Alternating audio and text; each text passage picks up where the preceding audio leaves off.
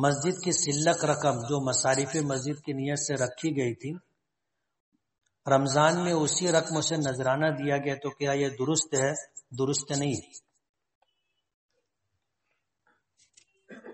مسجد میں ہی وہ رقم خرچ ہوگی، امام کی تنخواہ میں، مؤذن کی تنخواہ میں، یا پھر جو ہے نذرانے میں نہیں دے سکتے۔ تعمیر مسجد کے نام سے جو رقم ہوگی وہ تعمیر میں لگے گی، جو ضروریات مسجد کے نام سے رقم آئے گی وہ ضروریات پر خرچ ہوگی۔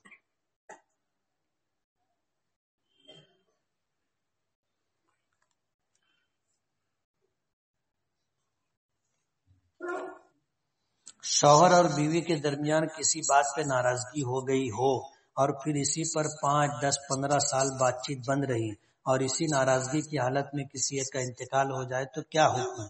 ظاہر بات ہے کہ اس میں جو قصوروار ہوگا وہی ذمہ دار بھی ہوگا۔ 95% عورتوں کا قصور نہیں ہوتا، وہ نبھاتی ہیں، کوشش کرتی ہیں کہ زندگی کی گاڑی چلتی رہے۔ 5% ایسا ہوتا ہے کہ اس میں شوہر مظلوم ہو، 95% عورتیں مظلوم رہتی۔ مفتی صاحب، میں پہلے کوئی بھی کام، نیک کام بڑی خود اعتمادی سے کرتا تھا، اب خود اعتمادی ختم ہو گئی اور شیطانی وسوسوں سے بہت پریشان ہوں، کوئی علاج بتائیں۔ گھر کی بعض عورتیں واش بیسن میں وضو کرتی ہیں تو کیا ان کا وضو ہو جائے گا؟ ہو جائے گا، وضو کہیں بھی آدمی کرے ہو جاتا ہے۔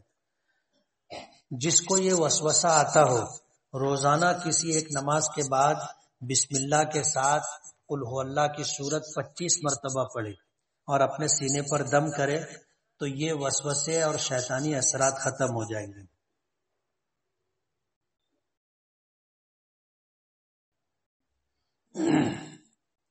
ہمارے محلے کی مسجد میں ٹھنڈی کا موسم ہے، نماز سے پہلے وضو خانے کا نل مؤذن صاحب 2-3 منٹ کے لیے کھول دیتے ہیں تاکہ ٹھنڈا پانی بہہ جائے اور وضو کرنے والوں کو ٹانکی کے پانی سے وضو کرنے کا موقع ملے۔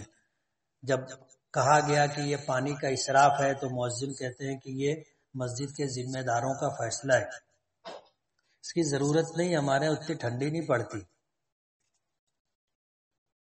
لوگوں کا کہنا ہے کہ ویکسین صرف 18 سال کی عمر کے اور اس سے بڑوں کو لگوانا چاہیے، تو کیا 15 سال کے بچوں کو لگوانا چاہیے یا نہیں؟ ویکسین کے تعلق سے لوگوں میں شدید اختلاف ہے اور آج تک کوئی ایسا اطمینان بخش جواب میڈیکل کے اعتبار سے نہیں مل سکا کہ ہم آپ کی رہنمائی کر سکیں۔ اس لیے اس کام کے لیے اگر آپ کو ویکسین لینا ہے نہیں لینا ہے، آپ استخارہ کریں، اللہ سے مشورہ لیں، آپ کا دل جس بات پر مطمئن ہو وہ کریں۔ بعض لوگ کہتے ہیں کہ شوگر کے مریض کو ویکسین نہیں لگوانا چاہیے، اس میں بھی اپنے کو معلومات نہیں ہے۔ راستہ چلتے وقت تو قرآن کی تلاوت کر سکتے ہیں، چلتے پھرتے اٹھتے بیٹھتے پڑھ سکتے ہیں۔ امام صاحب کے ساتھ نماز میں دل ہی دل میں پڑھ سکتے ہیں، منع ہے۔ توجہ سے امام صاحب کی قرات سننی ہے، اپنے کو بھی نہیں پڑھنا ہے، زبان سے بھی نہیں، دل سے بھی نہیں، پوری توجہ 100% امام کی طرف ہونی چاہیے۔ ابھی بہت سارے لوگ ایسے ہوں گے کہ امام کے پیچھے پڑھتے تو ہیں اور سنتے بھی ہیں، اگر ان سے پوچھے نا کہ امام صاحب نے کیا پڑھا تو نہیں بتا پاتے، اس لیے کہ وہ حاضر نہیں رہتے، غیر حاضر رہتے، کہیں اور رہتے ہوں، کارخانے کا حساب چل رہا، دکان کا حساب چل رہا۔ اگر اعضائے وضو پر چوٹ کی وجہ سے پٹی بندھی ہو تو وضو کیسے کرے؟ پٹی اگر کھولنا ممکن نہیں ہے، زخم ہے تو پٹی کے اوپر مسح کر لیں گے، یعنی گیلا ہاتھ، جیسے ہم سر کے مسح پر ہاتھ پھیرتے ہیں ایسے پٹی پر۔ گیم کھیلنا وقت کی بربادی ہے، موبائل میں گیم نہیں کھیلنا چاہیے۔ آپ نے بخاری شریف کس استاذ کے پاس پڑھی؟ میں نے بخاری شریف 3 لوگوں سے پڑھی۔ ایک مرتبہ پوری بخاری شریف ڈابھیل میں نے پڑھی تھی، پوری بخاری میں نے ڈابھیل میں پڑھی تھی۔ اس کے بعد دیوبند گئے تو دیوبند میں نے بخاری 2 لوگوں سے پڑھی، ایک تو مفتی سعید صاحب رحمت اللہ علیہ انتقال ہو گیا، ایک مولانا عبدالحق صاحب ان کا بھی انتقال ہو گیا۔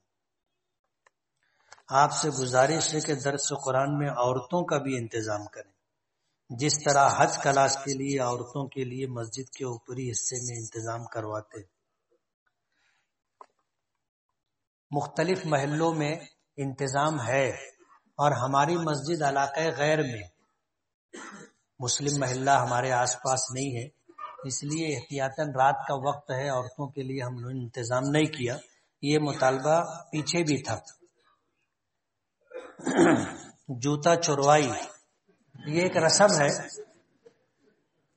رسم ہے، چھوڑنا چاہیے، ختم کرنا چاہیے۔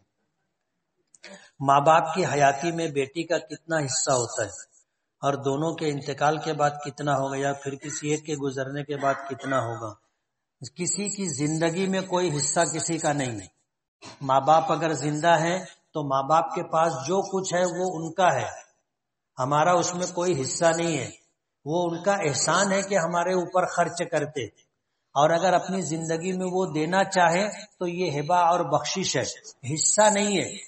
وہ جو دینا چاہے دے سکتے ہیں، کم یا زیادہ۔ اس میں کسی کے لیے چاہے بیٹا ہو یا بیٹی ہو کوئی حصہ مقرر نہیں۔ ایسا کوئی طریقہ بتائیے جس سے قرآن مجید آسانی سے اور جلدی حفظ ہو جائے۔ ایمانداری سے یاد کرنے کا۔ ہم لوگ چھوٹے تھے، والدہ کے پاس پڑھتے تھے، جب سبق یاد نہیں ہوتا تو ہم لوگ بولتے تھے کہ یاد نہیں ہوتا، مار کھاتے تھے۔ اللہ میری والدہ اماں ابا کی مغفرت کرے۔ والدہ یہ کہتی تھی کہ کھاؤ تو پیٹ بھرتا نا، کہ نہیں بھرتا؟ بولو نا۔ اور پانی پیے تو پیاس بجھ جاتی۔ تو ہم لوگ مار کھاتے تھے اور اماں یہ بولتی تھی کہ یاد کریں گے تو یاد بھی ہوگا۔ جیسے کھائیں گے تو پیٹ بھرے گا، یاد کریں گے تو یاد بھی ہوگا، اور یاد ہی نہیں کریں گے تو۔ اب آدمی کھانے بیٹھا اور آدھی روٹی کھایا، پیٹ بھرے گا؟ اب یاد کرنے بیٹھا، اس کو کم سے کم 1 گھنٹہ یاد کرنے میں لگتا ہے، وہ آدھا ہی گھنٹہ اگر یاد کیا تو یاد ہوگا؟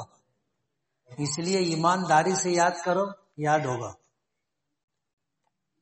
والدہ کا طلاق ہو گیا ہے اور زید اپنی والدہ کے پاس رہتا ہے، تو اس کی والد کی ملکیت میں اس کا حصہ ہوگا یا نہیں؟ والد کے انتقال کے بعد یہ بیٹا جو ماں کے پاس رہ رہا ہے وہ بھی برابر کا حصے دار ہوگا۔ سجدے میں ہاتھ کہاں پر اور کس جگہ رکھنا چاہیے؟ دونوں ہاتھوں کے درمیان سجدہ ہونا چاہیے، یعنی اپنے چہرے کے مقابل رہے۔ بعض لوگ پیچھے رکھتے ہیں، چہرے کے مقابل رہنا چاہیے۔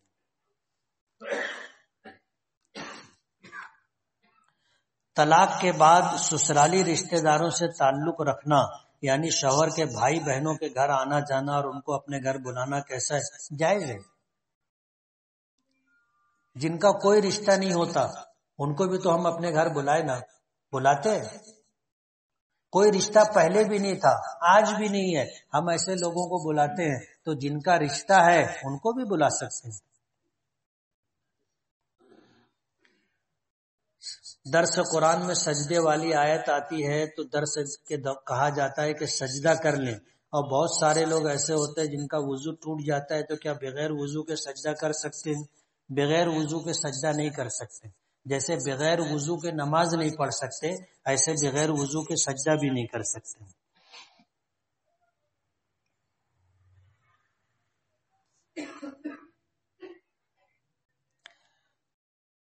اسلامی قانون ہے جو سعودی عرب میں بھی جاری ہے کہ قتل کرنے والے کو بھی سزا میں قتل کیا جاتا ہے۔ تو کیا وہ قتل ہونے والا شخص قتل ہونے سے پہلے کلمہ پڑھ لے تو کیا وہ جنتی ہوگا؟ کلمہ پڑھے گا دل سے تو ظاہر بات ہے جنتی ہوگا۔ اس لیے کہ دنیا میں جو سزا اس کو ملی ہے، اس میں علماء کے 2 قول ہیں کہ یہ سزا اس کے گناہ کو ختم کر دے گی یا گناہ باقی رکھے گی۔ علماء کی، محققین کی ایک جماعت کہتی ہے کہ جو گناہ اس نے دنیا میں کیا تھا اور دنیا میں اس پر سزا کا نفاذ ہو گیا، اب وہ گناہ ختم ہو گیا۔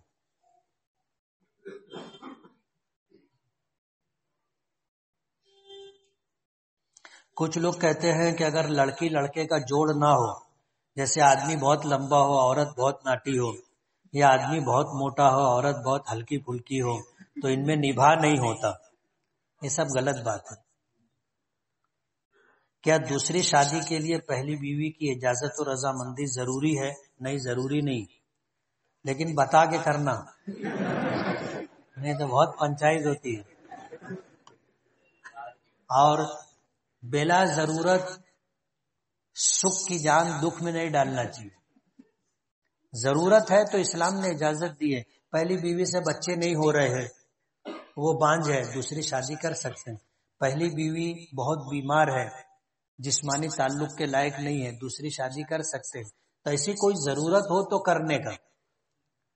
دنیا میں عیش و عشرت کے لیے آدمی نہیں آیا ہے. اللہ نے آرام جنت میں رکھا ہے، دنیا میں نہیں. سگی بہنوں کو صدقے کی رقم دے سکتے ہیں، دے سکتے ہیں. زکوٰۃ بھی دے سکتے ہیں، صدقہ بھی دے سکتے ہیں. مالیگاؤں میں اکثر خواتین گلی میں تمباکو بونتی ہیں، جس کے دھوئیں سے ضعیفوں کو، بیماروں کو سخت تکلیف ہوتی ہے. جب اعتراض کرو تو کہتے ہیں تھوڑی دیر کی تو بات ہے. کسی بھی مسلمان کو اپنے کسی عمل سے تکلیف دینا حرام، ناجائز ہے، گناہ کبیرہ ہے. شادی بیاہ میں جوتا چرانا، ہلدی لگانا، ہلدی کھیلنا کیسا ہے؟ جائز نہیں. عشق کا کوئی علاج ہے کیا؟ ہے نا، عشق کا علاج ہے، لانے کا باندھ کے 2 جوتا مارنے کا. آج کوئی عشق وشق نہیں ہوتا، یہ سب ہوس کاری ہے. کسی کو کسی سے محبت نہیں ہوتی، اس کو جسمانی تعلق قائم بنانا ہوتا ہے، قائم کرنا ہوتا ہے، تو یہ سارے تماشے ہوتے. عشق اور محبت کا بھوت رہتا ہے، اچھی طرح پٹائی کرو بھاگ جاتا. جو لوگ پیدائشی نابینا ہیں ان کو خواب کس طرح آتے ہوں گے؟ مجھ کو نہیں معلوم.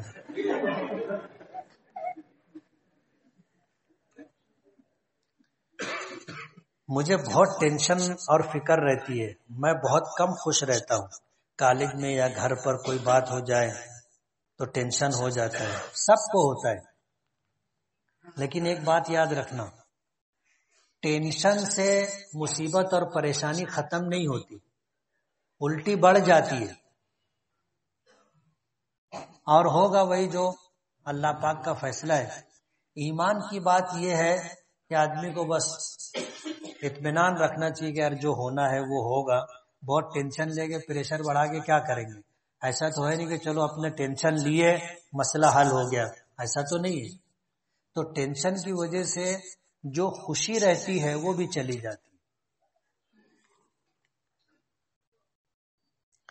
مجھ سے زنا ہو گیا، میں معافی مانگ چکا ہوں، لیکن یہ خیال دل سے نکلتا نہیں. پھر بھی بار بار جو ہے گناہ کا خیال دل میں آتا ہے اور میں چھوڑنا چاہتا ہوں کوئی عمل. اللہ تعالیٰ سے دعا کرتے رہیں اور آخرت کے عذاب کو یاد کریں.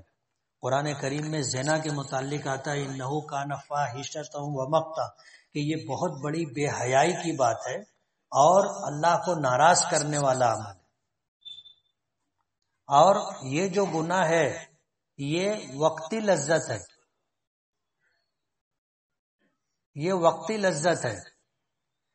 ایک مرتبہ ملاپ ہوا اور خواہش پوری ہوئی، پھر آدمی خود ہی الگ ہو جاتا نا. یہ وقتی گناہ ہے.